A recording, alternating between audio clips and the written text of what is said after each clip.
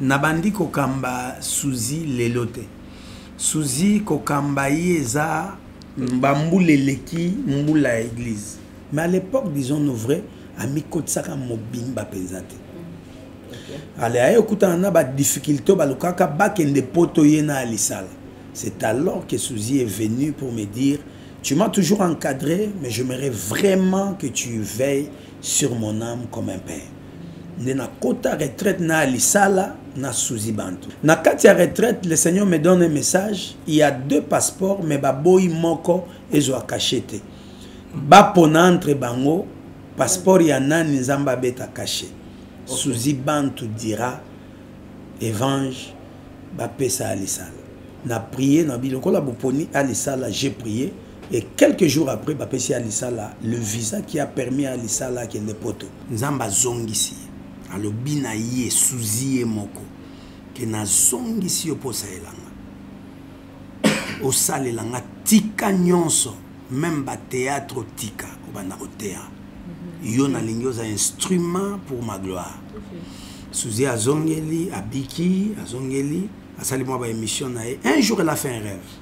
Elle a fait un rêve que ses frères peuvent témoigner pour dire Zamba eko menacenga koloba na biki si yo po salelanga. Non pas pour zongela ba théâtre. Il faut tika nyonso.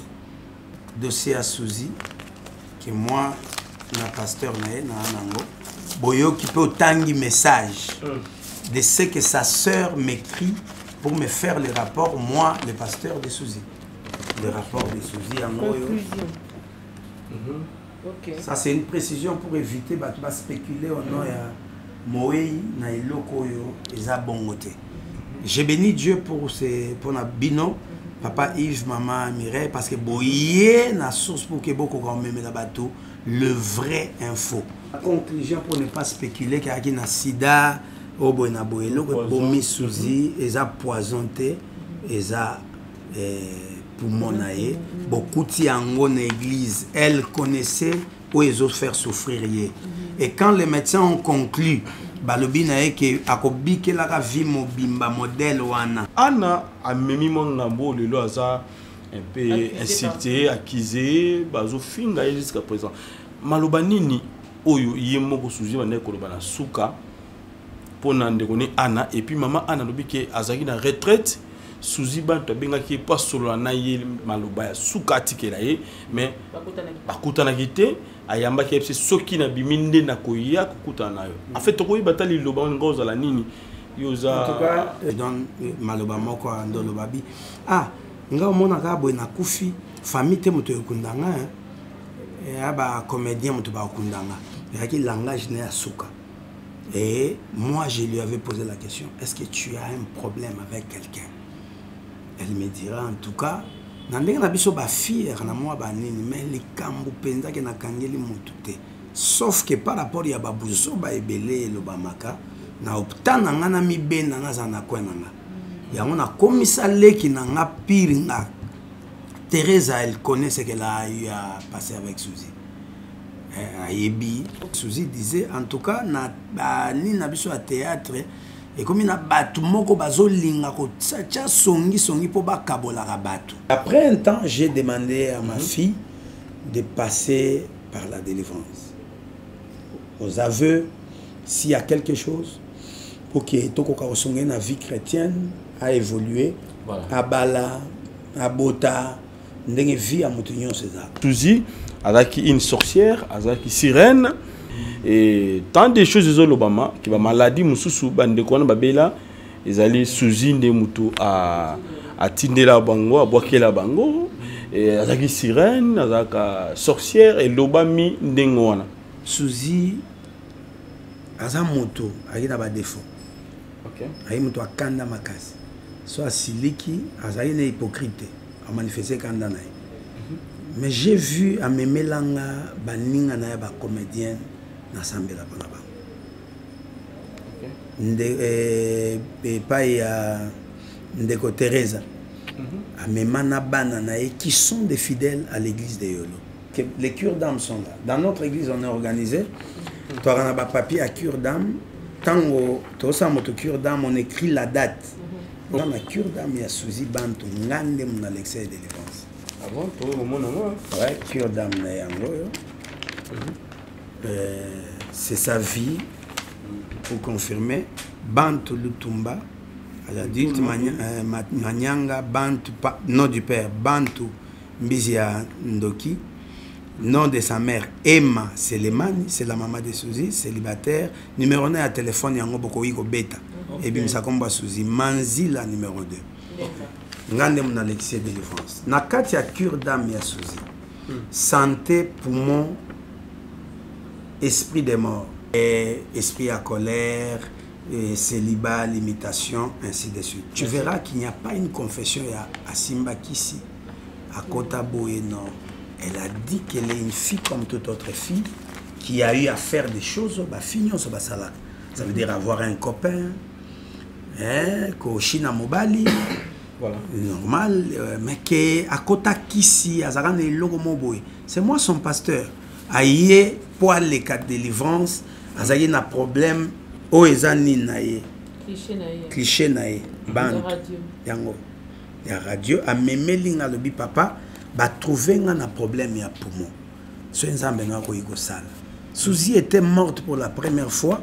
Il disait qu'elle est jalouse. C'est vrai, à l'obi papa, n'a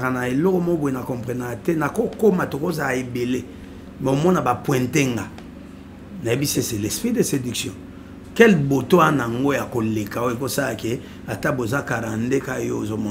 mais l'esprit de séduction, cet esprit de séduction, peut-être que Suzy Azala qui l'esprit de séduction exactement. Est-ce que cet esprit de séduction parce que baninge belé ba témoigner que abanda boto la bango mibali. Est-ce que na cure d'âme habite là du solo wana? En tout cas par rapport au spirituel, quand quelqu'un est animé par les esprits, c'est plus lui.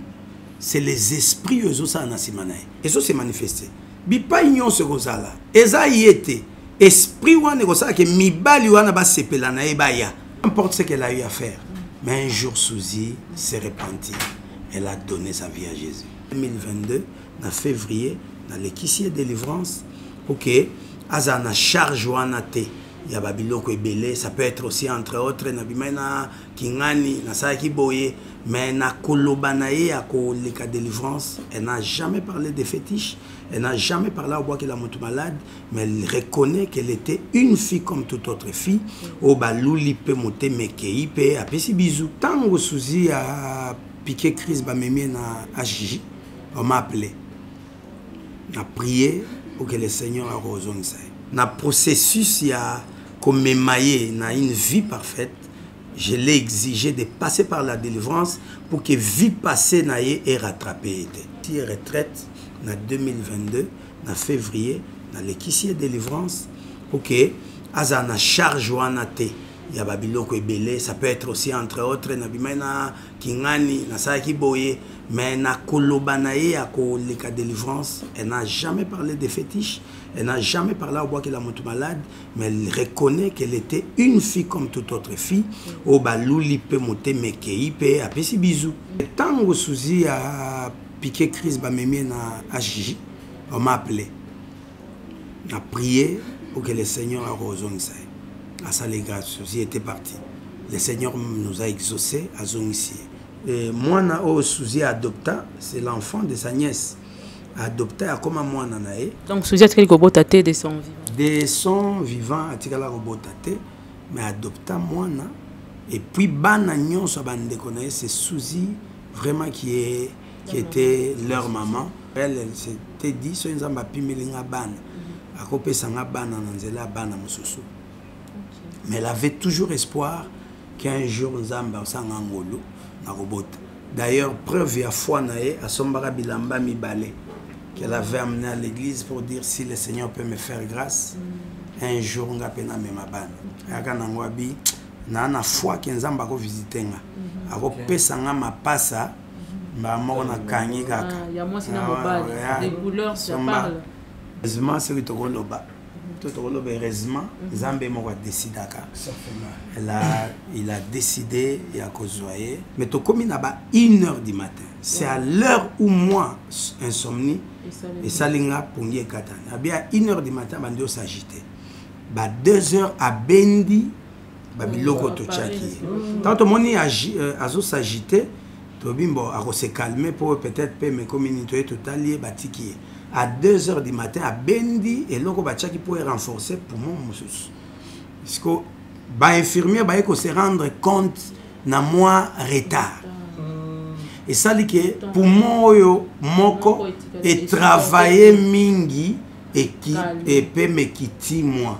Nde ba eko ya na ba 2h ba me ki ko remonter pe manaye ba réanimer et s'imbiter et bah 3h du matin ils ont confirmé que non, Souzy n'est plus. L'homme, c'est Papa Moïse prophète. Il y a église Hosanna. Na yeko pesa bino message de l'eau pour ba oyo bazala ba blocage, ba limitation, ba mari de nuit, ba esprit de mort, ba maladie oyo et si la kate. Mais mingi nazana besoin ya ba oyo ba tambola partout. Oyo ba luka ba délivrance, oyo ba mata kutu ba vio pour ko luka ba délivrance et simbate. Nazana besoin na bino boya pobo bika po ite ngonga na bino ekoki. Awa ba benga ngo terminus.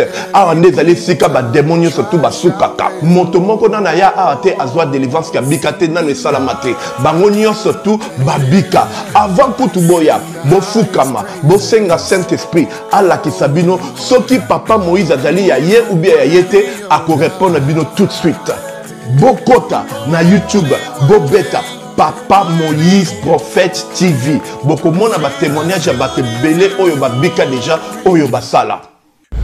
Na kumisi nzambe ya Hosanna, na kumisi nzambe Papa Moïse kwa bikisinga na maladie estomac.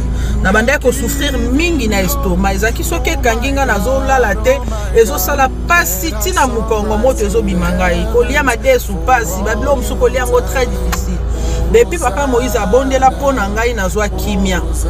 Nzambe Papa Moïse asalinga minene abikisinga na estomac, na melaka lisu pantomètre te na bwaka ba pantomètre. Merci Jésus, Nzamba Pambola Papa Moïse. Shalom, shalom, shalom, peuple de Dieu. J'avais beaucoup de difficultés dans ma vie. Nazaki Moutaba Régé. Un peu partout là, où vous avez un contrat, où vous Moussala, après quelques temps, Kakaboye, Mkolo compagnon Yinio, Kabou, sans raison valable. D'ailleurs, au Koutanana prophète Moïse, le prophète Moïse est un homme de Dieu. Aza homme de Dieu, tout ça va aventure. Aza vraiment Moussa Lienzambe. L'homme de Dieu a prié pour moi. J'avais des masques. Ma masque a régé. Et depuis que l'homme de Dieu a prié pour moi, je vous dis, tout a changé dans ma vie. Tout a changé dans ma vie. A changé Nyonsor. Nzambe a fumé la porte. Mon prophète Moïse, que Dieu te bénisse. Depuis 2012, ils ont locaté. Bah docteur Baibisanga Ekoko Yokati. Bah qui n'a pas deux rendez-vous dans l'hôpital ya minene. Baibisanga Ekoko Yokati. Moi peut pas ça la opération pesati. En tout cas bah na vanditi lelo na yoka kananga ite na lito na ngabouche. Mwana na yo komo na nani? Na yo ko lobi mwana na ngako mwana na nga liboso komo na nani? Marcel. Na zoka na kangika lito yo kaka na zoko na oyo banda koyoka te, ça veut dire que la yoki zombe na ngai oh na pusi ku téléphone musika pour fait my god na zoze la bino nyo surtout dans moto. Voilà, très chers internautes, nous sommes déjà à Bandal et pas wapi toye na église oyo ndeko na biso mama na biso Souzy Bantu azaki bongo comme membre ezali bongo église Tomoniza mentionné Awa, Assemblée chrétienne, la montagne de Refidim. Je crois bien, mon Bolandi bien, Refidim. Ils allaient venir Bayaka, numéro 28, dans la commune à Bandalungwa. Alors, tu es Kukutana, pasteur, Wazali Bongo Moko, Yabaye Basungi Ndeko Souzy, avant sa mort à Bongo la Motema. A changé peu comportement naie trouver comme détail ni sur pourquoi baza quoi attaquer ne puisse Thérésia et ni sous les canaux de konaye ba Gabriel ba Ibakata ba Matop oyo ba komona ba ngetanga maki ba Fatuka Yembe lelo to kolinga to finir dossier wana et puis toyeba pourquoi ba bengaka ndeko sirène to pe sorcière. Est-ce c'est vrai azalaki ndenge betamaki ndeko Mireille nebité un mona ba de bota la biso ba moni susu lelo et puis ba moni ndenge nini tozali bosso ya tonga ya l'homme de Dieu papa na biso Briali Chilumba.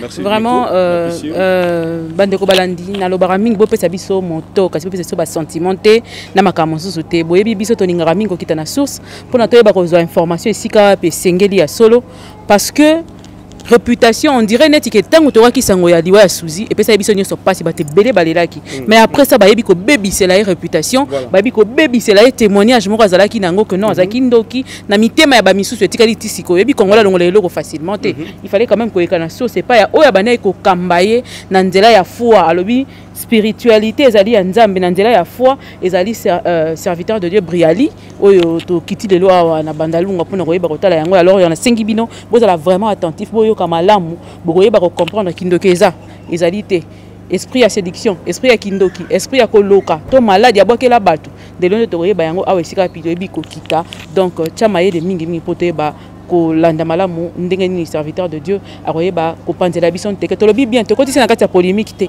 to kotisi na polémique zo ikana internet te meteo ko pesa ko sokola lisusu témoignage ya ndeko na biso suzi soki pe ezali penando ki ya solo boyeba ko betela biso li solo na yango ndenge sengeli ndeko Yves voilà.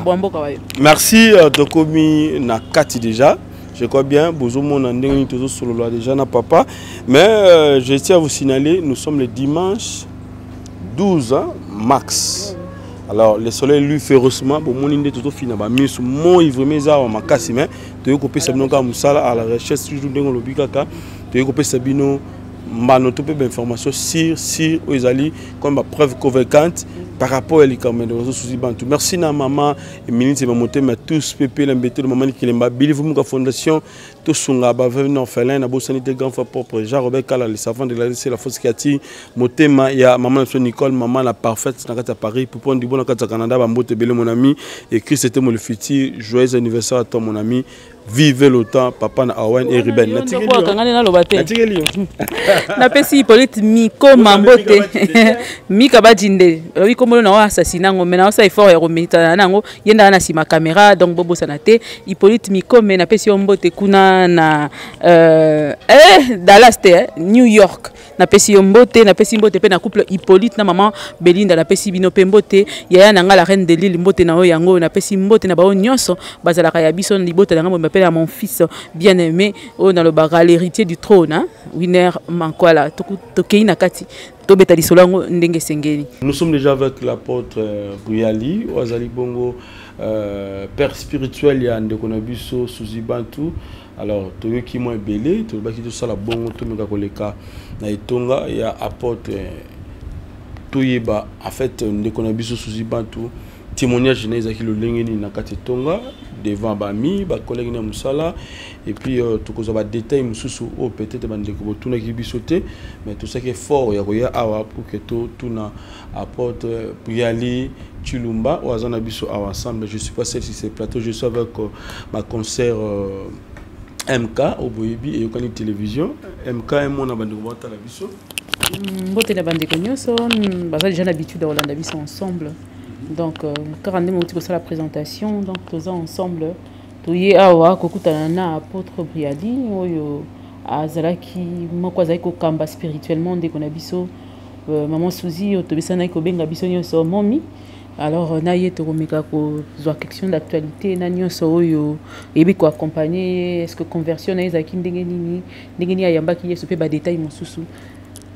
Apôtre ndako pesa biso ba détail wana ndeko Yves na ebité soko yomundo ko bandana mituna ponga na oyeba kozwa sima menga avant to banda d'entrée de jeu avant to banda nyonso question nga liboso apôtre bonjour d'abord. Bonjour. Question nga liboso kozala ya kotuna eloko moko eza actualité bino lokola ba serviteur de Dieu lelo tokomi komona bandeko bakei na kolukelongi ya Nzambe kasi moko ya bino mosali na Nzambe moko ayebi ko kukuta na liwa isika pe kenai ko lukelongi ya Nzambe yo lokwa serviteur de Dieu ko koloba nini na luzizi la ba betie masasi kuna est-ce que sika ba ke ko luka Nzambe liwe ye na kati comment vous expliquez ça? Merci maman Mireille pour Natina Motuna Et merci pour la bande de réunion sur Bazolanda. Papa Yves, merci. Merci. Na choix pour porter à la biso pour être éclairé sur beaucoup de points. On a aussi ça deux fois peut-être la polémique et ça tout autour et à Liwa à Moto. Bon, vie est moins compliquée. Vie est compliquée pourquoi? Ils en ont battu avant l'âge ou avant le temps de Dieu. Et Liwa est un modèle où on est dans l'empoisonnement, dans l'assassinat. Peut-être est lié à compte à rendre. Peut-être est lié à la jalousie. Par exemple, Monique, Moussali Anzamba, Sali Moussala, n'est émergé, bisoto émergé. Parce qu'en fait, disons-nous vrai, tout celui qu'on appelle serviteur de Dieu ne l'est pas forcément. Les gens ont mis déguisés en serviteurs de Dieu qui n'ont pas été appelés. Appelés en un sens, il y a une mission qu'on a dans l'âme. Balamso azaki quelque part a mis sentir étouffé, a moni que ngapena ne loko, a kepe a salé l'onae. Vous verrez qu'une telle personne n'aura pas le même cœur que Mouto et a solo nzamba pe sa mission. Et Mouto a modèle wana pour son émergence. Pour na comme matanae, il est prêt à tout. Parce que pour lui, ce n'est pas l'appel qui l'élève, mais c'est fort nae. Alors, Mouto a modèle bongo, a koyi ko za tenté à éliminer Moninga, peut-être pour na tina mundi misongolo, à soutenir Kaye, ngape na kenda kuna comme ça ko koma yanga. Il y a beaucoup de calculs par rapport à ça. Et tokoiko loba liwe za na bandenge nyonso koiko ya. So yenzamba décider moto akufa. Toko kufa na accident, toko kufa na massas, circonstances nyonso nzamba ko utiliser et koiko permettre moto akufa. Donc pour répondre en tout cas, je crois que sagement je peux répondre ainsi. Pour ne pas kolobakeza peut-être compte à rendre ou bien ni liwa wana kanza même toi peut-être à utiliser batouana ba bete masasi nda kouf peut-être nanzela ba compte à rendre qu'on la permettre à l'on mokili parce que tout le monde a peu bateau ça là crise 3 ans na coma mais abima mosusu akutana ba bete masasi mes yeux na lokolo atika na moi défaut mais ça na bomo ce qui est zumoto akufi. Pendant que la Bible n'est pas sans que Nzamba à la hauteur. Donc, en tout cas, par rapport à ces versets, nous disons ce qui est commis, c'est que Nzamba permet en Wabi pourquoi. Là, vous mettez qui est mon dame au place wana. Kasi Bible ya okaka obote ya biso ebisi biso boyete. Et le romo kote comme na kati ya bana ya Nzambe, sans pour autant Nzamba ayeba ko pes ko lakisa. Ndenge ni azaki de siko e santu to ko supposer, mais azo sambela pas zo luka Nzambe kasi. Nzamba lobeli était que ma danger mo ko ya liboso. Est-ce que koko ko mape que Nzamba ça de loko mo sans pour autant à prévenir. Et puis ni susu na bana Nzambe musuba komi ko banga ko kende ngomba parce que o ezali drame ya liboso te. Je vous rappelle que komi ko ma répétitif et est-ce que to kende ka ko luka Nzambe na ngomba toto sala ndenge. Merci. En tout cas, tout ce qui peut arriver ne peut pas empêcher un enfant de Dieu de chercher Dieu ou ya ko kende ngomba. Non non. Parce que la Bible souligne le scandale arrivera. Maman, quand on parle de scandale, bozabatu, botangi, totangi, zwango au sens brut du mot. Bible lobby, le scandale arrivera. Mais malheur par qui? Et zo komel. Donc, on a kolobaba nanzambe va me décourager parce que baboma qui tel tokoye bate ndé na ucholoba. Ceux qui ko likambo ya compte à rendre. Est-ce que Nazamba wa nazaika yemoko? Pour ni liwe zui kakaye etiki batu mususu. Donc wana ko faire réfléchir biso nyonso ko comprendre que en tout cas liwa et ana bandenge nango et ko ikoya batu bakoza 8 mususu akufi. Donc je crois que répondre na question na bino yoza koko baka ko sambela, koko baka lukae, mais il n'est pas dit que Nzamba kana Nzamba. So Nzamba convainc moi que Nzamba que Nzamba. Mais si koyo na motuno tunaki mbala mususu Nzamba lobelaki na ba forme moko boye asosola ki peut-être langage ya Nzambe te mbala mususu pe Nzamba lobelaki mais abongisa ki ko kisama ka bongo parce que yana liwa mususu ko lobi ko kufa pe okufi ezana liwa mususu Nzamba la kisio po boyango. Il faut que vous ayez un Nzamba zoloba pona boyango to azo avertir nga pona bongama. Parce que Dieu parle, il peut te parler en termes de te préparer. Pour que osa surpris te mais obongama pokouf. Mais Dieu peut aussi te parler pour que tu te au boyango parce que ce n'est pas le temps. mais koyeba eza kaka ye moto akufi peut-être na bato baki nzinga na ye nde bakoki koyeba soki nzambe alobaki to te mende okanga eloko oyo il est fidèle à sa parole soki alakaka ke eloko oyo kokoma te sans que nzambe aloba d'une manière ou d'une autre même par des signes même par le rêve même par un langage ya moto aliboma Dieu a eu à parler pour l'avertir. Pour l'avertir, ndeko Yves, pardon avant d'appeler ça, nalingi to bigmana sujet parce que toza wapona témoignage ndeko Suzy ainsi de suite. Mais avant na tika sujet to clore yango soki ndeko Yves azana ni solo musoro yeta. Pasteur Olobi ezana diwa musu nzamba ko prévenir yo pona obongama okende malamu mususu okoki kobikisa yo. Ya Ezekiel sezalaka nini? Tango nzamba yebisaka ye. Et nini salaka ke Ezekiel ça la prière on a pour faire changer nzamba. Merci. C'est ça, le Seigneur lui a montré pour qu'il se prépare, mais lui a refusé. Et si Dieu a permis que Alba accélère 15 ans, ça veut dire que ce n'était pas le temps pour lui à Kokaoken. Parce que Dieu est souverain. Parce que la Bible dit que misala na biso malamu landa biso de là. Kaka même mout, au sotali soukanae, on comprend que en tout cas, moi, mon boulot na basuka, heureusement. Donc, nzamba ko yiko lobela moto. Liwa pe koza liwa ya nzambe, moto pe aboya. Mais nzamba saka zoba te so a décidé à longolo na mokili na moboy. Peut-être ça pour épargner na makambo moboy liboso. Mais ce que ça na babola mosala, lui qui est fidèle na malobanae, il peut se souvenir na bola mosala accorder une longue vie. Mais problème est na suka na ko pesa bino exemple d'un frère amona likambo moko boye concernant musali moko alobi na oloba akomi baba na tongo baye ko lendisa ye limbisa peut-être wana likambo na motema tout ça asambeli basambeli pona ye alobi azongeli koloba mais alobi na motema na likambo oyo ngana loba foka na lobango nzamba tali l'intérêt de son œuvre par rapport ya makambo frère oloba. Et cette nuit-là, le Seigneur l'a repris. Wow. Donc, à Koufi, parce qu'il a les dispositions de son cœur, il a détruire et le c'est avant à Koufandé qui a eu ça. Voilà la raison pour laquelle nous avons zoé. Et ça, pour épargner mon malade, pour épargner peut-être la souffrance. Tant que par rapport à Ndekonabiso, je parlerai. Et je crois bien que la chair na nini yaki na cliché ya poumon ya Suzy ezaki na chair ba ya ngango na nini wana eza cliché ya Suzy. Elle a eu à venir avec à l'église pour que tout ça mbelankolo bikisa na poumon moko o ezaki un peu endommagé. Voilà. Merci beaucoup pasteur Natika Ndeko Ivan. Alors l'homme Didier bandeko bota la biso to présenter que dans le lingue na biso maintenant tu to tiki la yo o se présenter yo mokopé pas de Suzy zaki nani. Merci, je me nomme apôtre Brialichi Lumba Loli. Je suis apôtre de la communauté, ou soit entre guillemets visionnaire, parce que le vrai visionnaire, c'est l'Éternel lui-même. Les gens qui sa vision continuera, parce que ça a élevé mon mususu.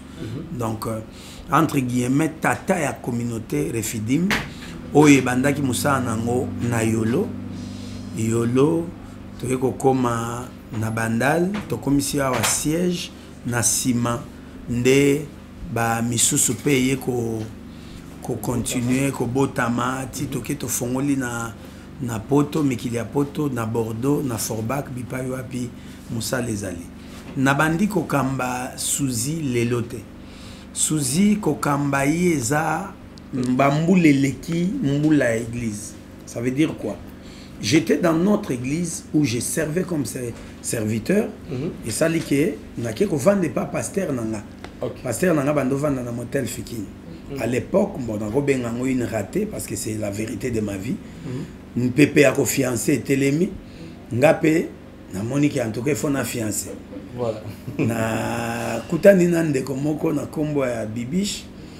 Fait asaki muninga ya Suzy. OK.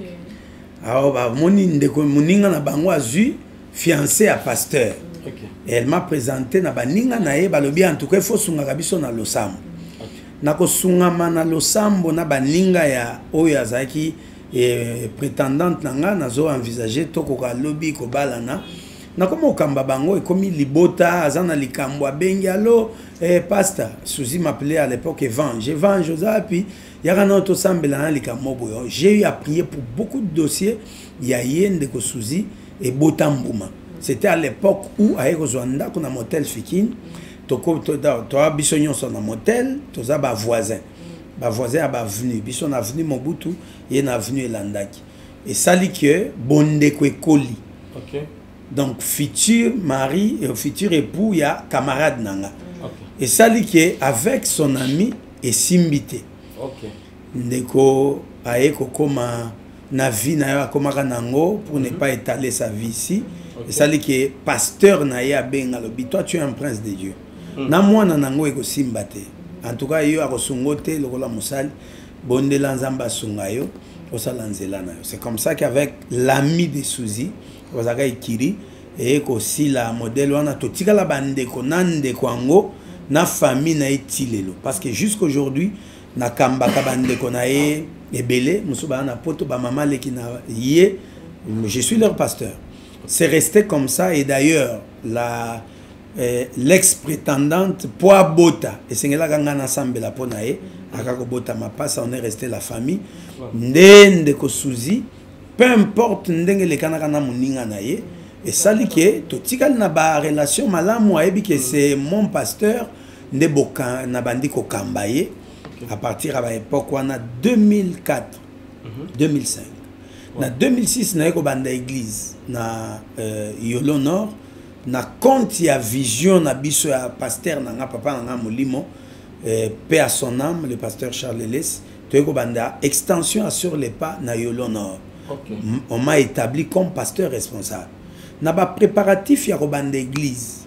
Nde salake j'allais chez Suzy des fois ce qui parce qu'à l'époque le pango yaki chantier.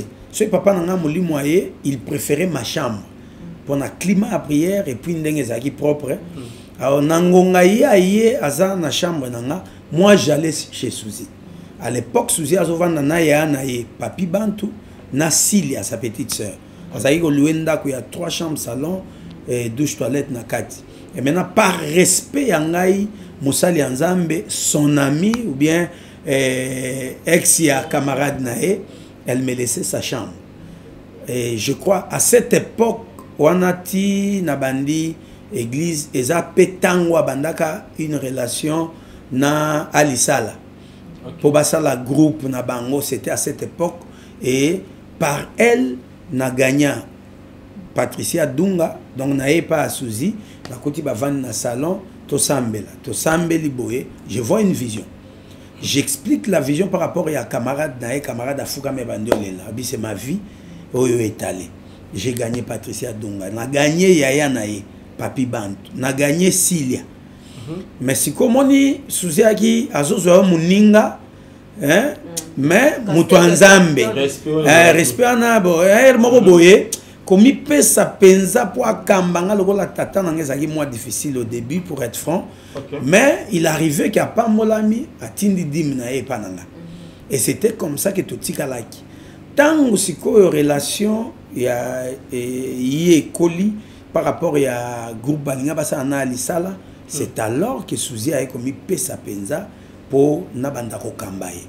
Je crois par son entremise, j'ai eu à prier pour Natina, ba musicien Mokili, entre autres JDT, bazala na concert na Fikine, alobino il faut que nga moto nzambe moko a prier pour nanga parce que nga na sala musique lokola art. Les arts qui cités, mais na lingi lobo ko nzambe dans ce que j'ai fait. Moi j'ai été convaincu, na ke pas Suzy JDT aye, na prier pour nae pour ba kende sala concert na Fikine, bazala à l'époque na ba frère Nabiso Ferré, na Moussousounani, voilà Bill Clinton, donc bango soana. J'ai prié. On a JDT Moulopé à lancer dédicace na Suzy Bantu, voilà. Alors donc c'est vraiment un frère qui me connaît. Nazouan moi ngolu muke, ba musicien mokili, ba comédien, na tamboli na bango moi mingi na parcours apostolique nanga. C'est pour une surprise peut-être pour vous, j'ai eu à Sambela na Elombe.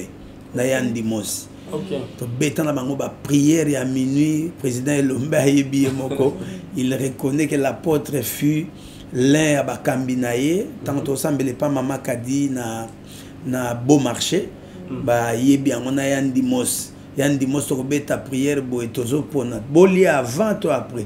Ya poni photo li avant. Photo li avant tant que beta prière yandimos pongi na ko ronfler somme. Oka président Lombabi pasta, il faut qu'on change de stratégie. To bandaka on a prière, on a simatolia. Je crois ba comprendre c'était l'ambiance. Je vous aime beaucoup Yandimos. Bisiko Zalin Kola Pambolayo et le président Elombe, un homme qui m'estime depuis là jusqu'à aujourd'hui, parce qu'on a eu à cocotte un peu na Mozindo à Vinaye Andako pour na tina ba prière et Dieu a manifesté sa gloire. Amen. Et quand je vois ce qu'il est, je dis c'est un homme qui aime Dieu. Dans le fond, Elombe connaît Jésus. Amen. Moi j'ai prié avec lui, je sais de quoi je parle. Voilà. Donc ndé et ça dit que à partir il y a pas ya souci. Na sambeli pona ba JDT. Ba yaki bango nyonso na ba faire ba beta na fikine na prier pona bango ba solliciter le boko nzambe. Par souci ndé na otolo bana gagner famille na ye presque mobimba. Ba ya Chantal, ba Dodo, ba Tebele ali bota na ye, ba o bazana poto, ba Bijou. Je les ai gagnés au Seigneur par l'entremise Yandeko. Mais à l'époque, disons nous vrai, ami Kotsaka Mobimba Pezate. Allez, écoutez, on a des difficultés, c'est alors que Souzy est venu pour me dire, tu m'as toujours encadré, mais j'aimerais vraiment que tu veilles sur mon âme comme un père. Na kota retraite na Alisala na Souzy Bantu. Vous pouvez vérifier pas Alisala. Na katia retraite, le Seigneur me donne un message. Il y a 2 passeports, mais baboy moko ezo akachete. Ba pona entre bango, passeport yana nizamba beta caché. Souzy Bantu dira, Evange, ba pesa Alisala. Ça c'est un niveau du cœur, je crois Alisala. Nous nous sommes croisés avec lui à Paris, à Yebil Solo, na beta na Mozindo, pour ngane muna kodi na bango retraite. Et pas grande sœur nanga, na matete na lokele donc ndebi pa tokota retraite ma grande sœur témoin na prié na biloko la boponi Alisala j'ai prié et quelques jours après bapesi Alisala le visa qui a permis à Alisala qui est poto Souzy azwa ba biloko na nini biloko na bino botourna ka pesi ke ndetango koma kuno tegelanga c'est leur histoire mais au moins en gros na zwingo lui a prié pour na bato na simanae et comme je l'ai invoqué na matanga Manda chante mon frère Manda chante na moi sinae ma sœur Betty amie de Souzy abota akaba na basi akomi na posa mwana mobali c'est Souzy qui vient me dire papa nanga na yebingo lu onzamba tambola nango na yo na lingio sala intercession pas ndeko na ngai soki nzamba koloba nini mais pourvu que cette fois-ci nzamba pese mwana mobali tokena Souzy et pas Amanda chante il n'était pas d'accord parce qu'il n'avait pas confiance dans l'homme de Dieu vu bavure moi makambebele mais première fois to beti prière auti répétition na ya zongi ezaki l'époque où ngesi kabwani et pasali aye mais na sentir que moto aki o prier na ndako nanga c'est bon hein aki aza moi humoriste c'est sa façon. C'est un homme vraiment assez caca, mais avec charisme, nanani, à Kosek. Et ça dit que n'a comme aucune prière jusqu'à ce qu'un jour moi c'est qui témoigne que d'ailleurs papa Zolinga rencontré Evanjango Abino Bozo Kumisa et Zanan. Et puis c'est que les résultats de ma prière et Botamboma, c'est alors que peut-être au Kutana et Zamba sali que maman Betty Abandize a qui une échographie moi na mobile. L'enfant, le garçon de Manda chante et le fruit de mon apostolat par l'entremise il y a Souzy et pas il y a maman Betty. Au moment où il y a témoignage tellement ébélé et ça dit que à l'époque dans motel wana na tiga na zongeli célibataire non engagé parce qu'à partir de l'événement ça qui est na coin na lukanzam a commis qu'on passait un peu un moment moins difficile parce que c'est lui qui soutenait ma kamba ofutandako abande ça ngo souté to comme au kabola même savon na Suzy parce que pour lui papa nanga molimo et puis mon ami ndenge wana nde Suzy a kolongwa motel Fikine azongi manzila na lembe pa na bango. C'est ça la vraie histoire. Moi son père je connais. Attends bazongi manzila j'ai commencé maintenant ya kokamba bango nyonso et pas na bango na manzila bipai wapi wana avant papa akufa. Parce que moi j'ai assisté à la mort de son père, à la mort de sa tante Télési. Vraiment bah événement miné à la famille, j'étais dedans parce que déjà on a commencé pasteur presque de la famille. C'est ainsi qu'on a évolué.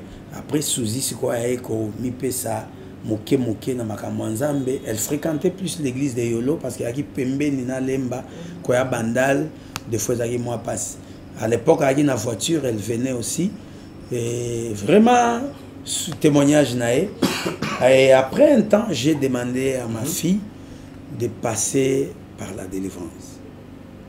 Aux aveux, s'il y a quelque chose pour que la vie chrétienne a évolué, à Bala, à Bota, ndenge vie à Moutignon César. Voilà, merci l'homme dit Toko Mawana, mais il y a une relation, il y a un Suzy, il y a un collègue qui Moussala, ou comment il y a un est-ce que il y a moi incompréhension soit désarroi entre bango na bango zizani moko boye que ake pande ko na Teresia baswani ayo si papa tala kuna balobi ngabe po ba ndeko belé bazo traiter ye ou bataki comme ba collègue na musala balobi Suzy azaki une sorcière azaki sirène koto kuna boye avant d'appel pa ndeko mususu et bakata avant d'appel ndeko Gabriel et tant de choses aux Obama qui va maladie mususu bande ko na babela ezali Suzy nde mutu a tindela bango a boakela bango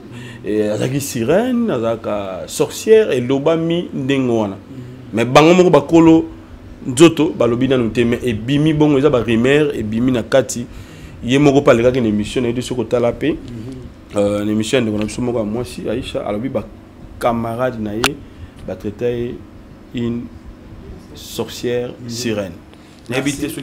En tout cas, Suzy aza moto aki na ba défaut. OK. Ayi moto akanda makasi. Soit siliki azali na hypocrite, a manifester kanda na. Mais j'ai vu à memelanga baninga na ba comédienne na sambela bana ba. OK. Nde pa ya ndeko Teresa. Amemana bananae qui sont des fidèles à l'église de Yolo. Jusqu'aujourd'hui. Jusqu'aujourd'hui. Amema bango pour na l'examen de délivrance, ba prier pour na bango parce que c'était une mère pour eux. Ba ebakata. Aki baninga na yo ba ebi wana dadi de Suzy. Donc bazaki na ba relation oyo eza normal mais disons-nous vrai entre nous même au milieu des serviteurs de Dieu. Bisika batu baza makambo ezalaka kaka koswana ezalaka zuwa pe koyiko saki batu baloba. OK. Moni baloba mais nga na curé parce que les cures d'âme sont là. Dans notre église on est organisé. Tu as un papier à cure d'âme. Tango to sa moto cure d'âme on écrit la date. Comme toi l'équipe de délivrance combo naie et autres, les liens personnels, liés en famille, souhait naie et autres. Parmi les cures d'âme, la cure d'âme, il y a Suzy Bantu, Ngande mon Alexis de délivrance. Ah bon, toi, au moment où ouais, cure d'âme, c'est sa vie, pour confirmer. Bantu Lutumba, à l'adulte, Manyanga, Bantu, nom du père, Bantu Mbizia Ndoki, nom de sa mère, Emma Selemani, c'est la maman de Suzy, célibataire, numéro 1 à téléphone, Yango Bokoiko Beta. Et puis, ça combat Suzy. Manzila numéro 2. Ngande mon Alexis de délivrance. Nakati ya cure d'âme ya Suzy. Santé, poumon, esprit des morts. Il y a des choses intimes qui n'arrivent pas. Même la date, vous pouvez voir la date. Parce qu'il faut le bas. 2022, donc le 25 février 2022. Le 25 février 2022. C'est là un an. Voilà. Esprit à colère, célibat, limitation, ainsi de suite. pour ne pas étaler quand même sa vie, et ça, Bilili. Mais dans 4 cure d'amour, je peux te faire lire peut-être après, tu verras qu'il n'y a pas une confession à Simba Kissi, à Kota Boé, non. Elle a dit qu'elle est une fille comme toute autre fille, qui a eu à faire des choses, ça veut dire avoir un copain, China Mobali, voilà. Normal, mais qu'à Kota Kissi, c'est moi son pasteur. Aïe, pour les cas de délivrance, Azaye n'a problème, o ezani naïe. Cliché naïe. Bande. Yango. Ya radio, a memelinga lobi papa, ba trouver un problème ya poumon. So nzambe nga ko yiko sala. Suzy était morte pour la première fois, nzamba zongi na bomo. Elle a vu l'ange des Rephidim qui lui dit na ozongi sa pour ça elanga. Yango na matanga na préciser no biko sa elanza mbezaka ko théâtre. Peut-être qu'elle était revenue pour exhorter quelqu'un. Peut-être par ces messages, l'Éternel a eu à toucher quelqu'un. Après ça, vie n'est pas Jésus. Est-ce que ça a une repentance pour lui? Bon, la délivrance, il faut ça la repentance. Cure d'âme, il y a un moment même on a délivrance. Mais après, on a beaucoup ça l'appelle Soum. Oui, mais ça va, ça m'a, on a mis tout ali. Mende ya kosimba kisi ya banda bois que la bateau malade na petopé si date, ça date d'une année. Cure d'âme na date. Au Monique, ils en a février année parce que pendant que Suzy santé na comme s'est détérioré. Donc na confession na tikala koyoka te que papa na zolo bango bosembo liboso nzambe parce que nzamba zo kanga. C'est vrai, elle est partie peut-être par les vérités de sa vie. Sauf qu'elle disait qu'elle est jalouse. C'est vrai, à l'obi papa, n'a elo mo na comprendre te na ko koma to za ebele. Mais au moins na ba pointenga. Na bi c'est l'esprit de séduction. Quel boto anango ya koleka ko sa ke ata boza 42 ka yo zo mona. Mais l'esprit de séduction, et Zaka que moto qui est Simbakis, il y a de cela ba héritango. Il y a de cela peut-être na elogomoko boye surtout ka komanam. Il y a des sirènes qui ont sollicité des gens boyés par des témoignages. Va te belé ba rappeler ba message ya ba sirène. C'est pas faux. Et ça vrai. Oh non, la sirène, c'est tant qu'on sollicité, c'est pourquoi. J'ai eu un cas d'une fille. Son cousin a même copine a embrassé. A quand moi je embrassé copine ya mon cousin, ça veut dire mon grand frère. Abi ou ta copine a embrassé ayoka le rôle le kotaye. Et ce qui a luli mobali ata ozanani suka suka rozoyo. Shalom, shalom à vous les enfants de Dieu. C'est bien moi votre frère, le pasteur Israël Nash. Je vous salue au nom de Jésus. Je suis précisément à Kinshasa. Naza responsable à Ophelina. Jésus est mon papa. Naye liboso na bino pour nous représenter bino bana o bozomo na bilili pe ba difficulté tozanango. Na bandaki musala oh ça fait longtemps ya koboko la bana selon ainsi dit l'Éternel. Mais ba difficulté Ezamingi, difficulté ya loyer parce que tozo fouté là et puis difficulté à fouté là-bas na Minerval pour to chute au bandaki to pesa qui avance mais tikali ndambo nazo banga ke bana oyo bakata classe bakoma nango na sukate. C'est pour cela Dieu m'a mis au cœur na lancé message oyo na batu nyonso ya motema malamu basunga bana oyo bozomona na bilili bana oyo bozomona na bilili ndambo na juna rond-point Ngaba ndambo Victoire ndambo limité et puis ndambo l'état pesingai pona bande kolanga nyonso ba congolais bobi ba réalité nini to passer nango na mboka soki nga simple individu na ndimi kozwa bana o na bokola na ainsi dit l'Éternel soki l'état s'est décidé to mona suba fazer na nzelate c'est difficile ya osala ngonga moko. C'est pour ça que nous lancé appel na bana nyonso nzambe pour na classe ya bana oyo pour na loyer na bango kolata pe kolia na bango na osenga na batu nyonso baza cœur sensible pe baza na motema kosunga ba sunga biso pe ba salisa biso toza na commune ya Kalamu quartier Kauka référence ya monene tokanga mina université Kimbangiste, avenue comme on a Marin numéro 16. Numéro de téléphone, biso pour na bateau, balingi ba contacter biso pour na ba détail mon sous, ils a plus 243 89 72 32.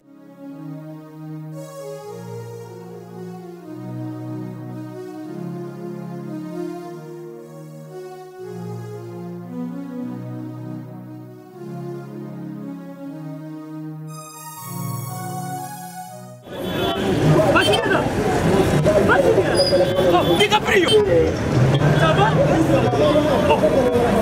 Benny, ouais, ça va? Comment nous naye na nzili awa naza na Sainte-Thérèse bapesi nga adresse ya agence oyo ya fait oui aller retour oui okende besoin oui tika supposa na Sainte-Thérèse le ciel elle lui comme ça oui.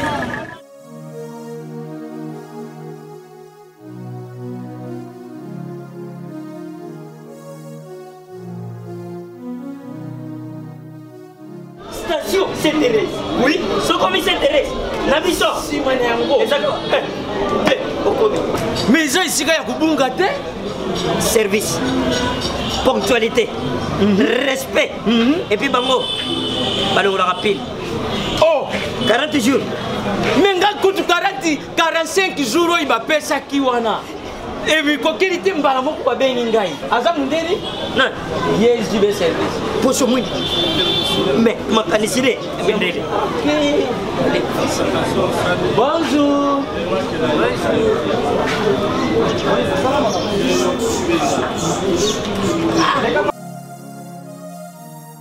Papa Julien, DiCaprio, Papa Julien, DiCaprio, Omonio, et la JB service. Et puis il y a José Baïla. Il y a José Baïla. Ah, motomoui de l'Omaïremo. Il y a Mundede. Attention, ton ganayo.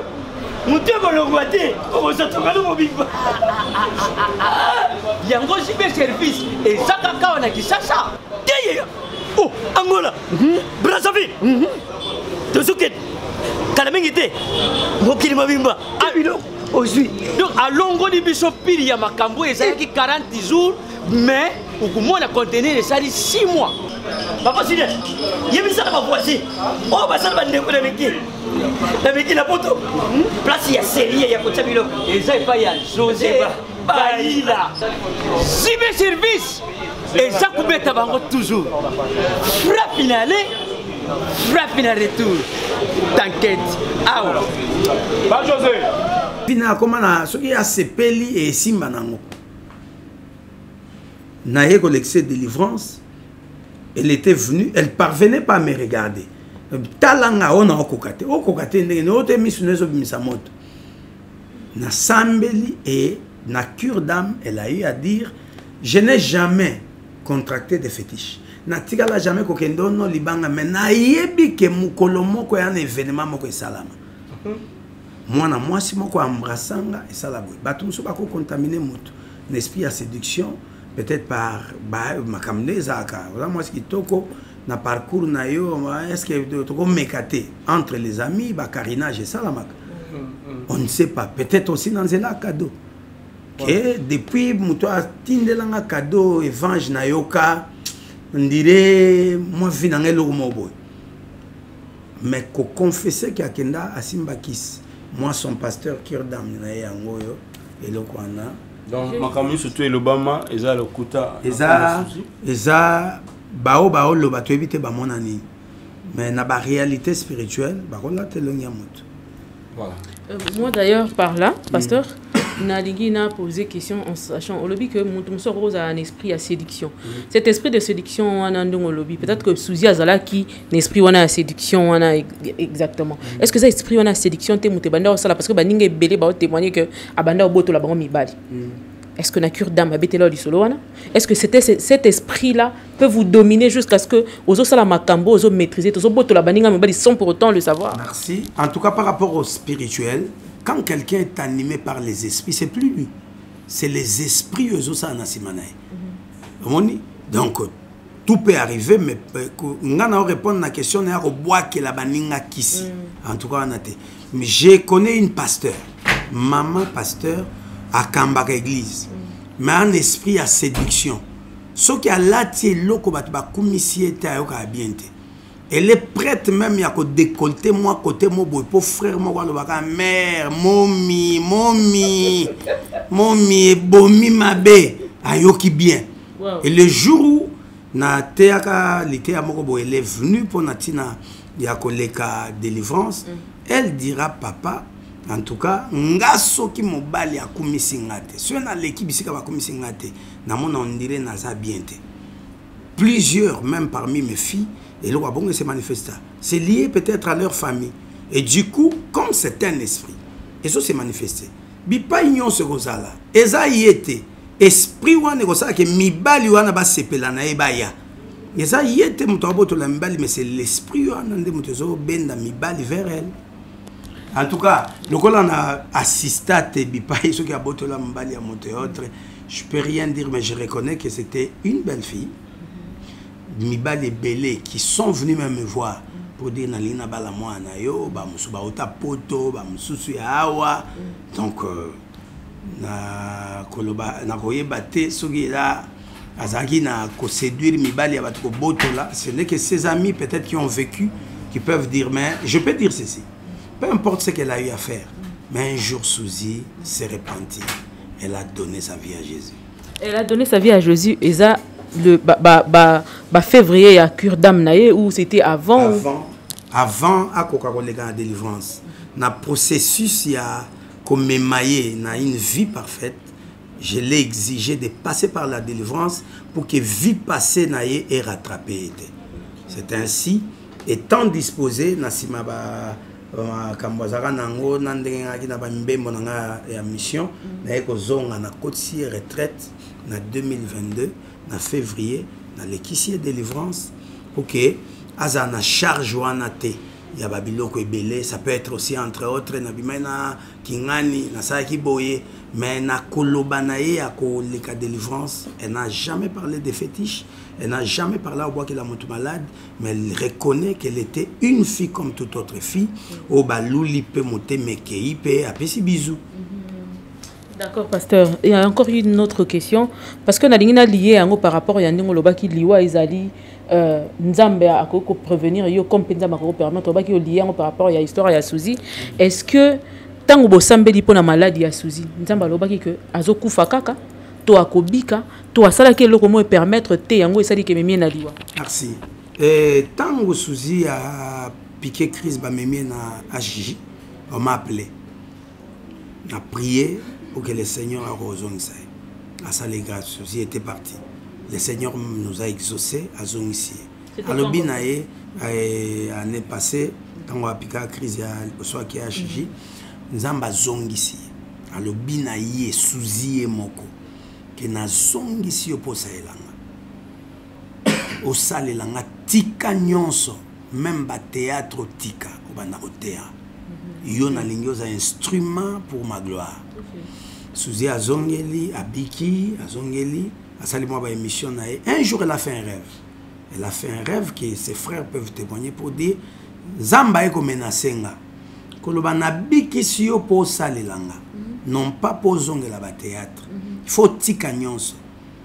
Naye abenga na tongo na ke abi papa na na likamba webisa yo talando to na loti. Na ebisi si Dieu te menace, ça veut dire à trouver que zo sala ndenge penda asengi yote. D'où ce que sali bongote, c'est lui qui a décidé de te faire revenir. Il peut décider aussi de te prendre. Alors conforme-toi.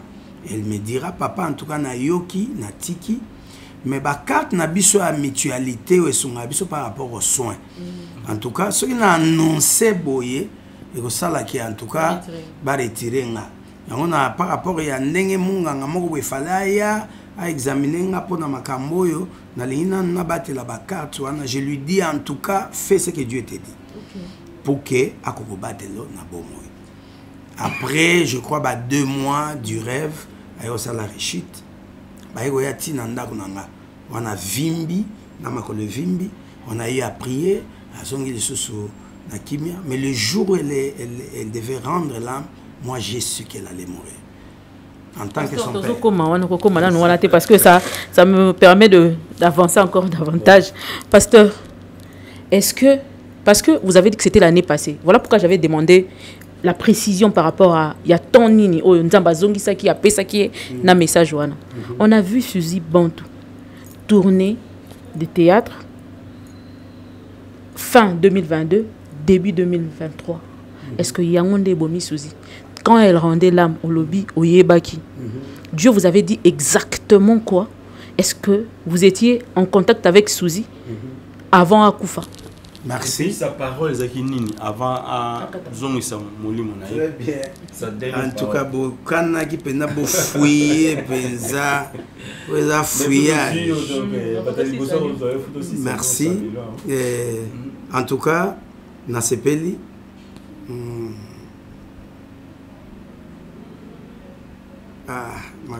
Ah ouais, namoni pasteur Azo. Namoni pasteur apôtre dans mon séjour là, na mort de temps na yé. La vidéo pasteur Alexis Bisso vraiment tout ça de comme ça Fatou Kayembe. Namoni vidéo il y a des conditions bazo côté vraiment na mort. Et ça il passe. Namoni ga juste écouter makolo. Il est pas pasteur jusqu'à présent namoni vraiment na réseaux sociaux. Mais je crois bien papa za nango wana. Il y a qui n'a été à rendre l'âme. Prière et Zalaki wana donc pasteur Azo la qui s'habille sur moi quelques éléments. Audio pour nous comme sous 7e malobi paysan ba audio a kobimisa ya Suzy Bantou anda ko solana été évité peut-être papa zo l'acception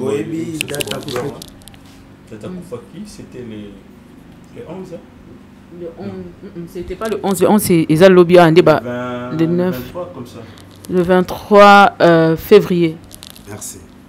Je crois Ezan aba Suzy a fait le 23 parce que Eza message yanganaye le 24 février le 25 je l'ai promis na oleka omona ke makambo nyonso okotanga et ko permettre yo moni je te permets. Merci beaucoup.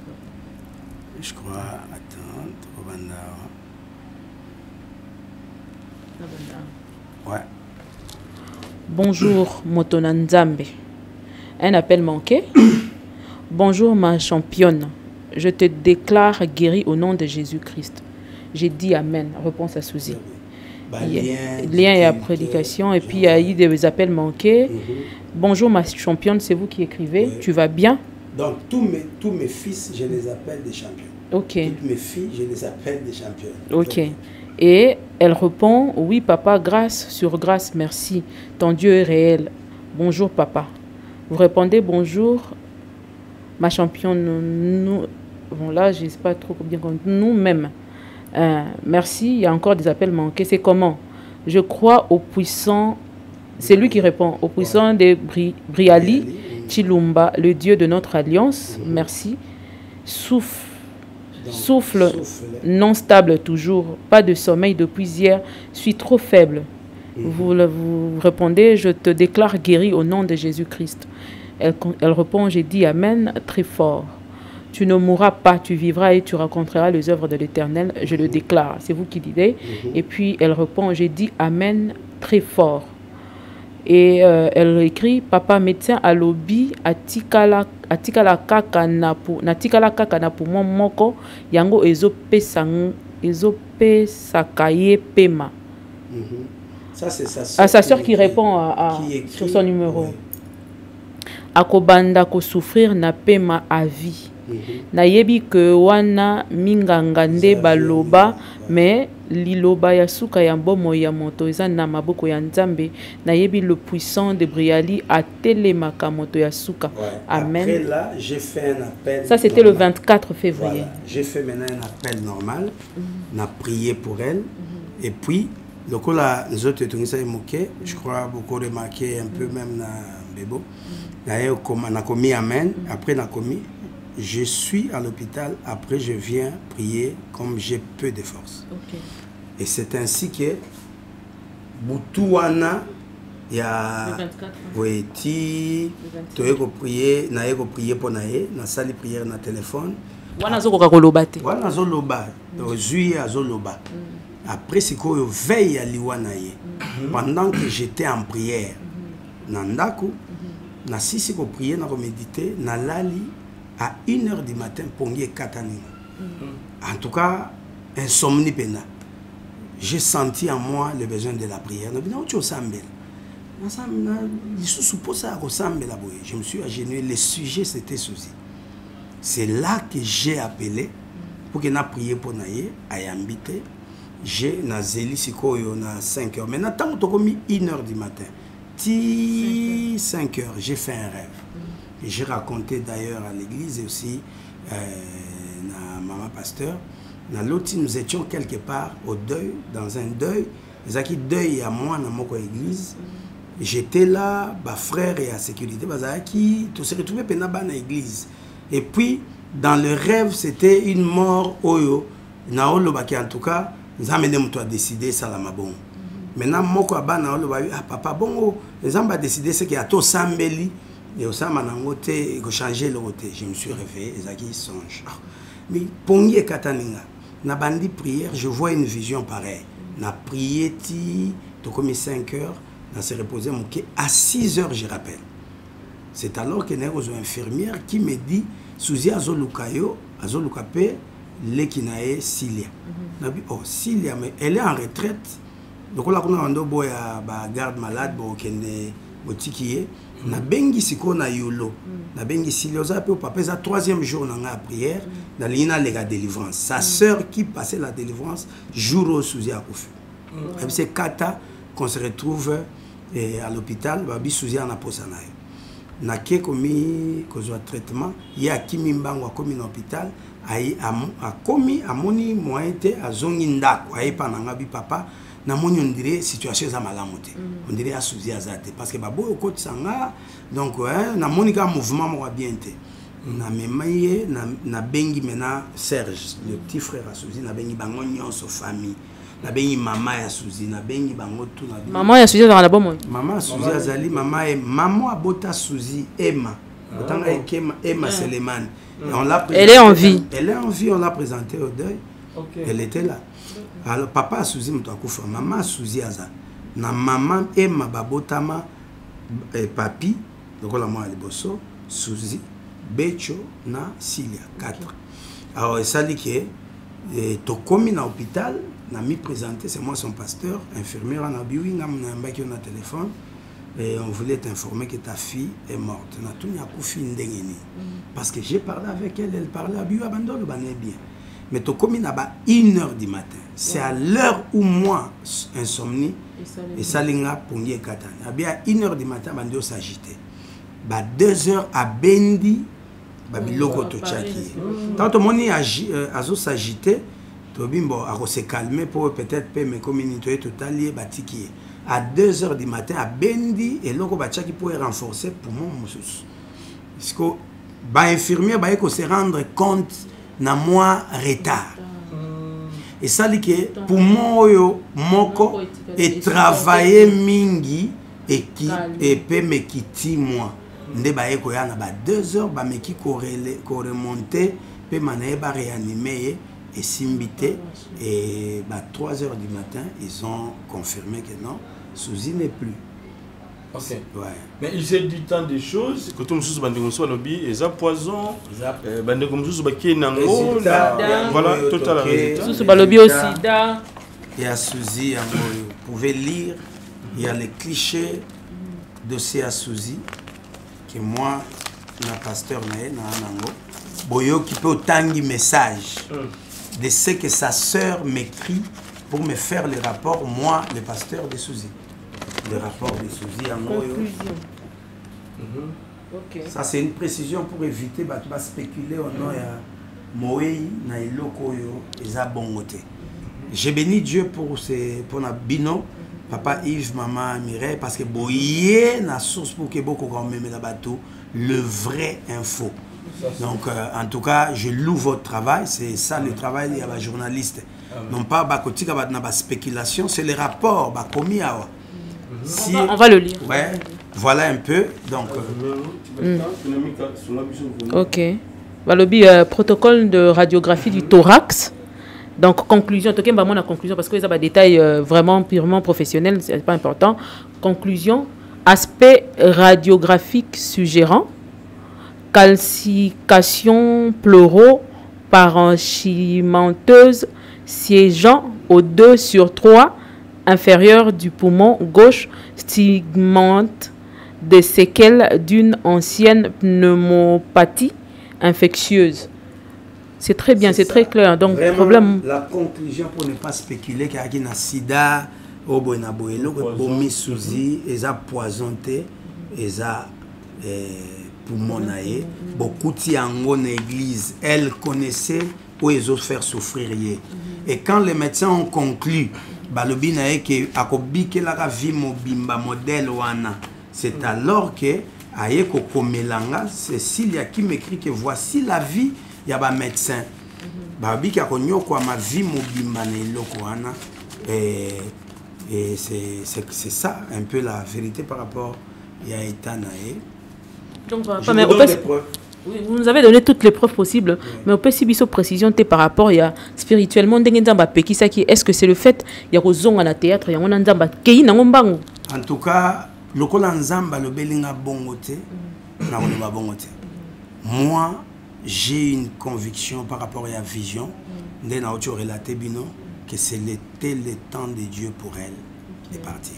Parce que j'ai fait une vision avant et il y a qu'à rendre âme. Parce que au Kangisi, 1h du matin, où ma femme peut témoigner, il y a Koufi presque 2h, 3h. Et ça, espace où que j'ai eu la vision et j'ai eu à prier. On a télémé l'esprit des morts parce qu'en fait, une dimension spirituelle d'un homme qui connaît comment Dieu attend Molaka, des fois Dieu peut te montrer sans te dire qui veut prendre. Et si c'est lui qui décide, tu auras la prière de Mibale Salaka. Seigneur, si tu peux épargner et enlever la chose. Jésus aussi l'a fait. Et ça dit, il volonté, merci maman, s'il est possible, parce que pour décision, ils ont revenu quand on s'il est possible que tu m'épargnes à la lissous, on ça la grâce, ou la kissinga, mais ce qui est à mon canon, permets-nous, aide-nous, il y a un dimanche, et le matin, je trouve que ma fille était morte. J'ai prié devant sa famille, devant les médecins. J'ai demandé aux médecins est-ce que je peux prier. J'ai prié, j'ai dit à Dieu, si c'est toi qui décides, à côté de la mort. Mais si ce n'est pas toi, je sais que tu es capable de faire grâce. C'est Dieu qui l'a fait revenir à la vie, bien qu'on a prié. C'est Dieu qui a décidé de la reprendre. Yenda a eu raison. Moi, tout ce que je sais, c'est que la vision dans mon acquis, le Seigneur a préparé mon cœur. La question, Moko, mais ils ont vraiment lié directement dans la tête. Ce qui est par rapport à. Parce que dans l'Ingana, moto akoki lelo nzamba zongisi na bomo ito abekisi mais après azongi na e mokili. Je donne l'exemple à frère na biso météo. Météo et à théâtre, allez vous renseigner. Oui, allez qui a sans souci. Allez qui a sans souci. Mbasu ya météo. Moto a prié et lit moi, c'est moi. Parce que bana météo baza ba frère au baza après si église na biso yolo. Na prié pour la météo, na bâtissa météo. Est-ce qu'il y a des photos à baptême à météo? Comme ça on va leur montrer. Avec appui. Na bâtissa météo, na pesi baptême. Na pesi météo baptême, na prié mbasu li moi météo azongi ko tambola normal. Mais après un temps, il prie plus chez nous. Ça ne me pas à bisoter. Mais banane, ça ne me pas à bisoter parce que l'un de ses fils, Azam Moko Bakambi, il y a intercession à Yolo. Qu'est-ce que il dit à papa papa. Bon, Moussa n'a biso Moussa a biso. Mais ce qu'on a mené mon toit talaka. Ce ça m'a montré que comme il a j'ai à Mayoto, oye, babi qui si au kimi, tiens qu'on leur permettre de nous comprendre qu'il y a ok naï. Pasteur, on a une question sur Tikinga Bongo et Royer Langal Susté. Alors, l'homme de Dieu, Lélo Thérésia Anna, ami proche, il y a un souci bantou, ami Mingambo, Lélo Pendeko Oyo, na Congo il y a Gabriel, Azangambo, c'est un moment. Jusqu'à présent, il y a Fatouka et Métorité Oyo, Azaki, Aminae Oyo, et Liwaye Kozwa Bango, toujours ensemble. Alors, Ngambo yo Thérésia Anna, Amimi Lélo. En fait, yo zagina mama souci moi midi. Ngape une fois dans tale tanga belaka, tanga bimi, et singa Yves na bangi mokili, makambo na to mona. Aboya tout même ko souci. Ça rapport à ça que émission mona mama top.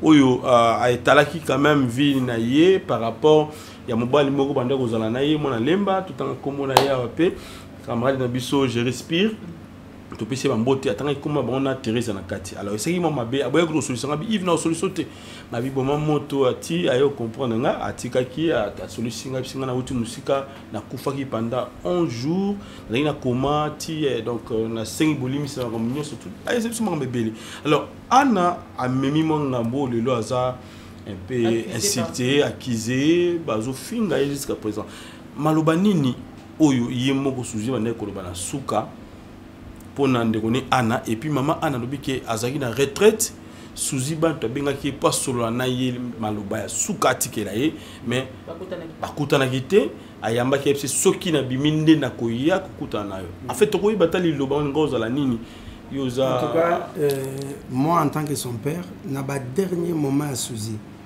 bien que peut-être étant des humains tokoki ça la tension te na ba ilobeli na ye elle a changé sa façon de parler. Aller poser la question à ses sœurs. Au monde azoloba terme moko je donne maloba moko ndolo babi ah nga mona ka boy na kufi famille te moto ekundanga ba comédien moto ba kundanga bande kone ba telemele babi sans effet na yo ko kufa te abi abongo so na kufi oui ka net ka boye ba bisi bino sango mo boy na kufi c'est comme si elle préparait ses sœurs elle préparait ses frères. Alors, azaki kolendi sa batu na suka. Qui en tout cas il faut ko bongisa na batu parce que Bible lobaka zala na kimia na batu nyonso pe mi bulisa po na nzambe ndeko mo na nzambe. Yaki langage na suka. Et moi je lui avais posé la question, est-ce que tu as un problème avec quelqu'un? Elle me dira en tout cas nandenge na biso ba fille na moi ba nini mais les kambu penza ke na kangeli mutu te. Sauf que par rapport à Babouzo, Baébélé et Lobamaka, na optana ngana mi ben na zana kwenanga. Ya on a commis ça qui n'a pire nga Cécile, camarade nanga. Mais na bato vraiment elien eli bango. Et on voyait bate belé, ba fatou, banani, baza zinga na ye, momi tout ça. Teresa, elle connaît ce qu'elle a eu à passer avec Suzy. Ayebi. Non, même pas. Ayebi, elle peut témoigner. Tanyon sont à mon abango ensemble, tia, même bana, to prier pour nabango en tout cas. C'était des amis, c'est vrai. Et Thérèse n'a pas hypocrite. Soit Silim, moi, Kanyelon. Donc, on avait un normal, dans la société des humains, nous avons le bélo, on a s'appelé Nangote Pelekan. Mais sauf que Suzy disait, en tout cas, ni na biso à théâtre, et comme il y a batu moko bazo linga ko tsacha songi po ba kabola rabatu. Nyon so na aga makambo ya ba esprit anzonzing pour que ce qui likamo bo eza place boye lokola kinganya ko zala balinga ba écarter eza malamu te. Eza ba biloko photo telemelango un peu et elle si là. Après on souligne ah batea ba comédien ba comme okufa moi mingi evange. Il faut ressemble la répondre à ba comédien. Ba comme okufa moi mingi pendant que hier azaki na bomo. Ba liwa mindondo ba nini tout ça elle disait ça. Donc vraiment koyoka ki aki na likam na muto songolo non. Pasteur d'ailleurs par rapport à une question qui est hors onionso, la ligne a posé question na yeba. Nakomona Suzy Bantu. Total même ba émission. Suzy ne parlait presque pas de sa mère. À ça la émission azodle la papa naï qui papa nanga banda ko memanga zotambo nanga na misala naï partout ainsi de suite. Quelle était la relation de Suzy avec sa mère yo lokola père spirituel naï? Parce que maman naï même na matanga on a vu nulle part ba mentionner seulement la présentation. Mais Tito ça la reportage tokenda kuna tozonga qu'on n'a jamais vu maman. Peut-être Boluka était parce que dès le premier jour où Suzy est morte, maman naï na benga qui est na bengi ba oncle naï, elle était là. Elle était là depuis le premier jour ti Boyazape Kanamanzila. Alors, pour dire vrai, c'est un conseil que je donne aussi à plusieurs familles, plusieurs couples. Makamboya ba divorce. Et ça là que maman et Suzy, tant ba yokana tena papa, elle était partie à Tika Suzy, moi na muke. Elle avait besoin de sa mère. Elle avait besoin de l'affection. C'est son père qui lui a donné cette affection. c'est peu par rapport au témoignage parce que Bipa Souzi a Kolanga Zagite, mais son père me disait, papa moni moi non abando na mukongo na kene na bureau. L'affection que papa Bantu avait donné na bana na ye na Souzi, et puis papa na qui très dur. A zoa bana lokola maman accueilli a tiki bino pas de contact. Kangi bana na ya boko la bango pe il a réussi. A boko li bango ye moko, il a investi pour ses enfants. Preuve ba foot la raté. Ba ki na ba mapango mo abiseke belé, le pango e kangami na tchétché a sombe zaki a ba bantu. Ouais, de son vivant papa na te ki a kabole li ba Souzi mbongo. C'était un père qui aimait ses enfants. À Kabole, là, Souzi Mbongo, 10 000. Na moi, na moko, parce que moi, j'étais témoin. Papa à Kabole, Libango, il n'était pas mort. Mais il arrivait des temps, le coup, moi, na nyonso, il n'a pas sa maman. Biema a eu à habiter chez Souzi pendant qu'il y a un motel. Pendant plus d'un mois. Mais tu sens que, à maman, mais moi affection wana qui est bon complicité ça entre ma fille na maman et ça qui pensate mais Souzi entretenait de bonnes relations avec sa mère pour preuve maman bande ko benga par moment ce que maman a ko voyager à Kenai qui ba nini oya kisangani azongi boye pour le moment avant d'arriver à côté ba kinkole ba temps et koleka alekani ça na libala te poaya mais koleka talibana nae. Preuve tango à Koufi, j'ai demandé un numéro à BM. Oui, maman a changé le numéro mingi, mais toi un numéro à Bengela qui biso dernièrement. Et c'est par ce numéro qu'on l'a eu pour nous informer que moi on a Koufi. C'est vrai. Elle était quand même informée que moi on a eu malade. Oui, elle a même appelé à Sololina et preuve ezali à Bengi à Sololina moi na e à EBCA na Roya talakaka vindengezali tout ça. Mais kendengezaki maman hein. Parce qu'au fait, bande kona bango mususu, même père, mais maman mususu. Maman la bango azobela. Mais c'est l'une de leurs sœurs qui a récupéré leur maman, bafandi nae. Donc pourquoi? Parce que maman, peu importe, elle était attachée à leurs enfants. Mais zaki bongo kaka papa qui a kanga bana, a beaucoup la bana, moko na kanda, maman kenda, et na lingité. Mais tant bana bakoli, ba comment réclamer, il faut maman na biso, et tout le monde nae. Biye makone bana nae. Parce que moi na o Souzi adopta, c'est l'enfant de sa nièce. Adopta comme moi nae, ma biye ma yebi na koko nae. Donc Souzi a tkeli ko botate de son vivant. De son vivant atikala ko botate, mais adopta moi na et puis bana nyonso bande konae c'est Souzi vraiment qui était leur maman. Pour elle, elle s'était dit so nzamba pimelinga bana akopesa nga bana na nzela bana mususu. Mais elle avait toujours espoir qu'un jour nzamba osanga ngolo na robota. D'ailleurs preuve ya foi nae asombaka bilamba mibale qu'elle avait amené à l'église pour dire si le Seigneur peut me faire grâce un jour nga pena mema bana. Boye na source pour na comprendre un peu beaucoup de choses. Vraiment. Non, ça année, je crois 2021, na début nango, aka nango abi na foi que nzamba ko visiter nga. Ako pesa nga mapasa ba moko na kangi kaka. Ya moi c'est na mobile, des couleurs ça parle.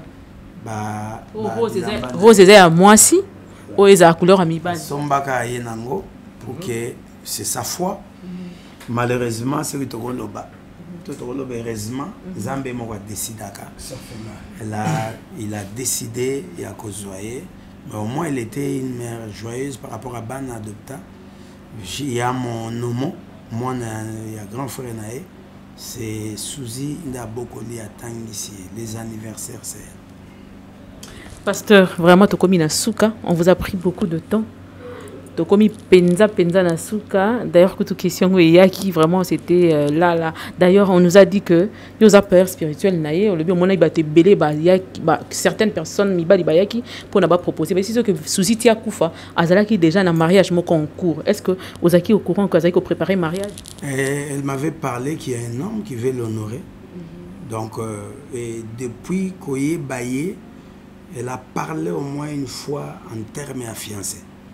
Elle dit, yoza papa, ce qui n'a sûr pensé na wego memelo motute. Mais nandenge à l'isolo que il y a quelqu'un oyo azo envisager ko ya honorenga. Preuve maman pasteur a tumbola et jumo bono ki a boni fiancé. Nga kamwa suzo koma na fiancé. Mon miolinga ko panza ka nini boye makamso za ka maman na mwana. Et les cas bon mais officiellement elle ne m'a jamais présenté quelqu'un, mais là elle m'a parlé que il y a quelqu'un qui a des intentions pour Natina honorer. Un témoignage en regardant la caméra pour la Suzy. Au groupe ça témoignage. En tout cas, moi en tant que son père dans la foi, parce que le père spirituel c'est l'Éternel lui-même. Je dirais Suzy, c'était une personne comme toute autre personne, une fille comme toute autre fille, qui a eu à faire des folies, mais à un certain moment de sa vie, elle a compris qu'elle devait donner sa vie à Jésus. Elle a donné sa vie à Jésus, elle a dit marche normale, il y a mon Christ union soit persévé par Jésus, Nassima à l'équina délivrance, Nassima Tobandiko Landelae, preuve notre extension de l'église et si bandi na lupang na bango. Elle était parmi Ban Liboso Babandi Evreana. Malheureusement, Dieu a décidé de la prendre. Il y a beaucoup de leçons par rapport à la vie à Suzy. Tu peux être comédien, comédienne, mais n'oublie jamais de servir Jésus.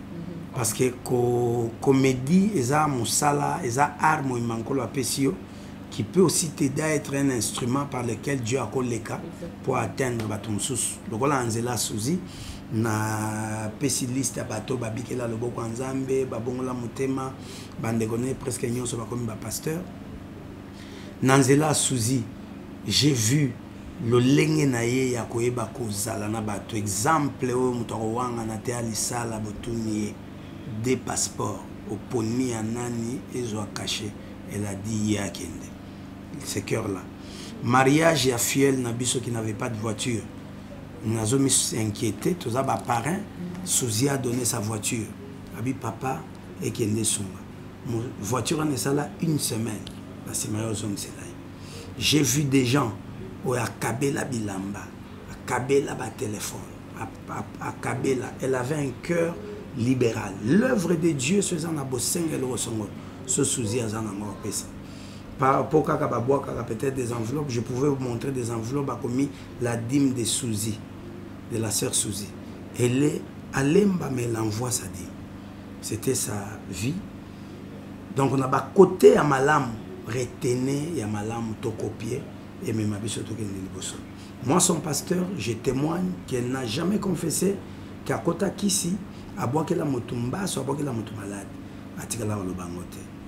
Mais au moins elle a reconnu que ceux qui bazab ici qui est belé baza est belé, elle était plus pointée que les autres.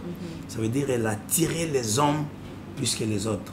Et je lui avais dit clairement, c'était un esprit de séduction. Oyo ezana kadna cure d'âme. Juste ça, o ezape pa ya basi belé, mibali belé, alingaka kolata chemise à fongoli à ba poil nyonso mon ancien, c'est esprit de séduction. Olinga olata ba biloko faut décolleter, ça peut esprit de séduction, donc on appelle anima qui ndeko.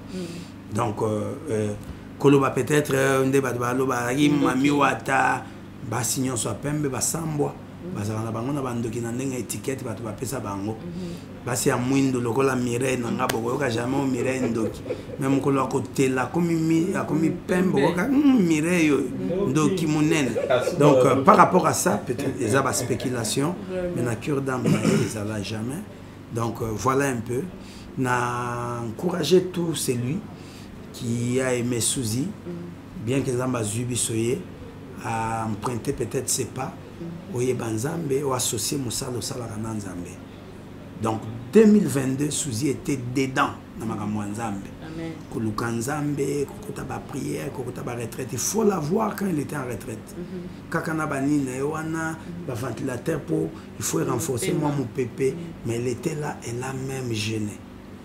Tout l'excès de délivrance et les kinango malamu après après ces actions de grâce, elle a dit, j'ai vu vraiment un changement même après ma délivrance. Donc, l'Iwa Moutonkolo a décidé à Bombelina Pasteur, tout comme à Kolobelayo, pour que mon agayé des souverains, Andimi, à Zongisaki, à Zuye, nous disons que la gloire revienne à Jésus le grand maître. Vraiment, c'était une très belle émission. Votre numéro, papa, numéro nanga 00243 89 81 237.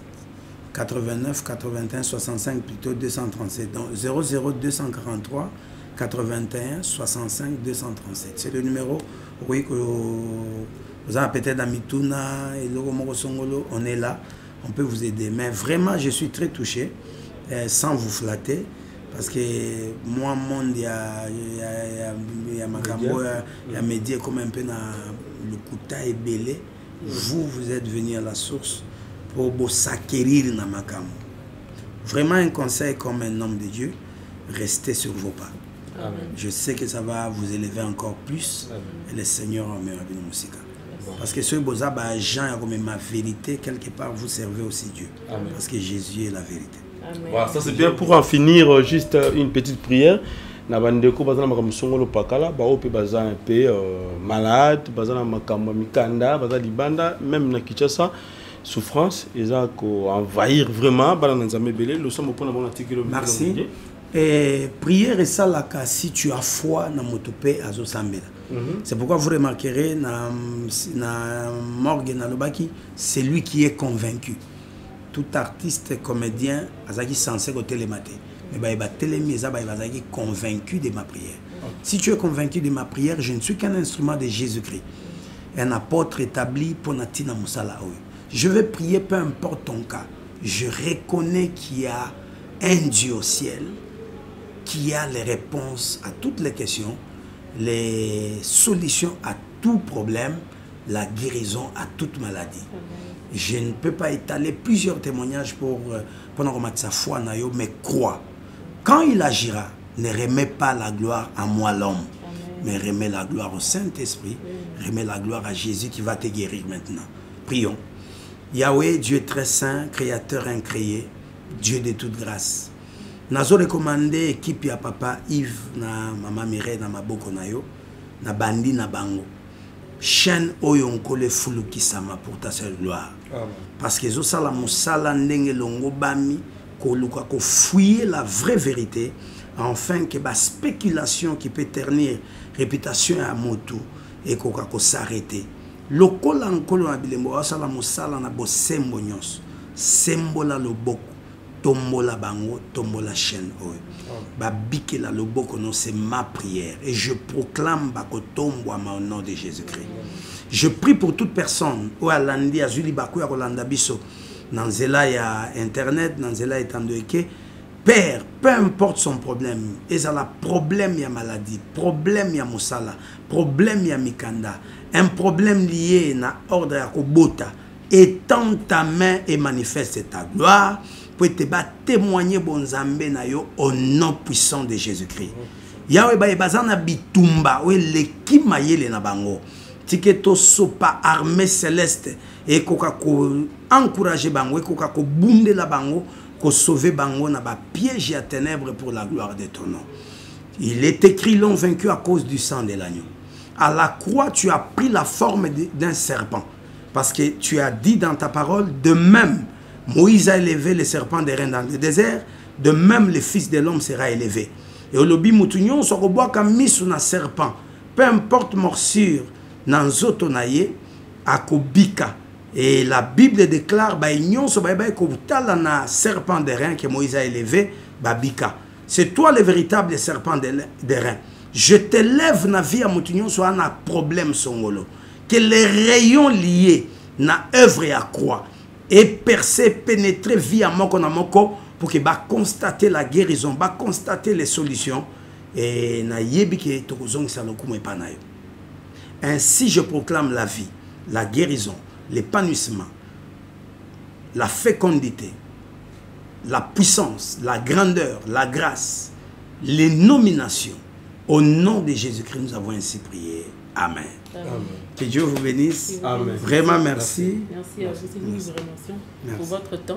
Surtout que vous nous prêchez, vraiment merci beaucoup. C'était une très belle émission. Alors, nous croyons, nous l'espérons que ça ne serait pas la dernière. À chaque fois qu'on aura un sujet sur la chrétienté et tout ça, porte Nabino, je crois que vous allez pour Nous sommes disposés, c'est chez vous. Sentez-vous à l'aise, peu importe le thème, thème polémique, ils allaient éclairer, on est là. Les apports, c'est Fungameli, Papa Yves, Maman Mireille. La récidive, c'est chez vous. Amen. Merci. Merci beaucoup. Donc, très chers téléspectateurs, on s'arrête là. Merci. Merci, Roland Dabiso, du début jusqu'à la fin. Que Dieu vous bénisse. Derrière la caméra, c'était Mika. Nous vous disons merci. Mika Badjeni. Jimbe. Nous vous remercions pour votre fidélité. On se revoit très prochainement sur un autre numéro sur ces deux mêmes chaînes. Et que Dieu vous bénisse. Au revoir. Amen.